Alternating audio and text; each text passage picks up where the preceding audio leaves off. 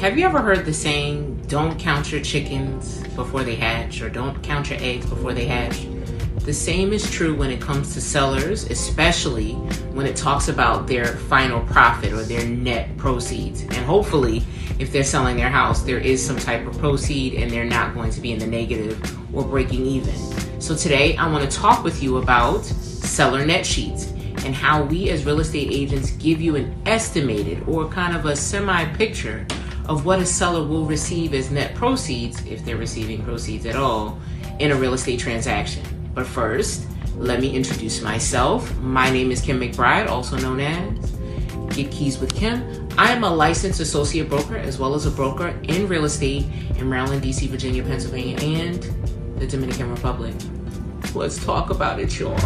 So the seller net sheet is a breakdown, is an estimated breakdown of the fees that will need to be paid out from the seller, whether they have proceeds or not, or a net income from it, a net positive, whether they're going to get some money back or not, right? And so what it looks at is the current mortgage on the house. So what is the balance based on what the house is being sold for, and then any other deductions. So that could be taxes and fees, that's credits, that's commissions, that's repair, water escrow, HOA assessments and dues, other mortgages or liens on the property. Maybe there's a second mortgage. I mean, it literally lists out everything. I give this to all of my sellers up front, but oftentimes to get a more accurate picture, once there is a buyer for the seller's property, we will then reach out to the title company for the buyer and ask them to give us an estimated seller net sheet. The reason why this is so important, especially in the beginning, before a house even goes on the market, is so sellers know their positioning. They know how strong they are or not strong at all when they are entering into the market. So oftentimes, although it has nothing to do with the sales price of the house or what you list your house for, what most sellers want to know is how much money they're going to make. What do they stand to receive after all these fees have been calculated and deducted? And unfortunately, there will be situations and circumstances where a seller may owe more on a house than what the house is worth after they pay the fees. And so that's a sad thing, but it's good to know that up front. What we don't want is sellers going into listing their home for sale, getting excited about a buyer only to find out they're not getting a check, or they need to, what we call, bring money to the table. I am a worst case scenario kind of girl.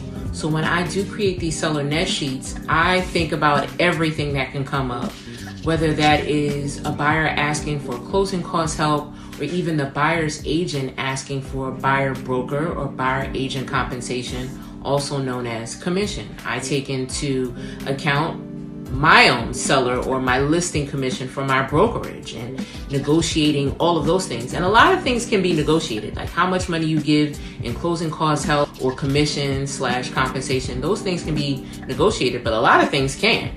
Right? Your taxes are going to be your taxes, your fees are going to be your fees, your mortgage payoff is going to be your mortgage payoff. That is just what you owe. So some things can be negotiated and other things cannot, but at least it gives my seller an idea upfront of a clear picture of what their finances will look like at the end. And although having a seller net sheet in the very beginning, even before you list a home for sale, is not a foolproof method, I'm going to tell you, more times than not, we are spot on over here on the Get Keys team, okay? We are spot on. And my sellers don't walk in with any type of expectation but the correct one, right? They know what to expect. They're coming in with clarity, with full understanding, knowing that these are worst case scenario numbers, and if the best case comes along, even better. Because at the end of the day, I want a happy client. Now, can I control everything else? No, I can't. But can I prep and arm and properly prepare my clients, whether they're buyers or sellers, for what is to come? I absolutely can. And that's why you should get Keys with Kim. I mean, plain and simple. If you ever want to talk with me, you want to work with me, or you would like me to refer you to a real estate agent in your area, that I can do. And you should also come back. You should like, you should share, you should comment. You should ask your questions, and then have a great day on purpose. Get Keys with Kim. I'll talk to y'all later. Deuces.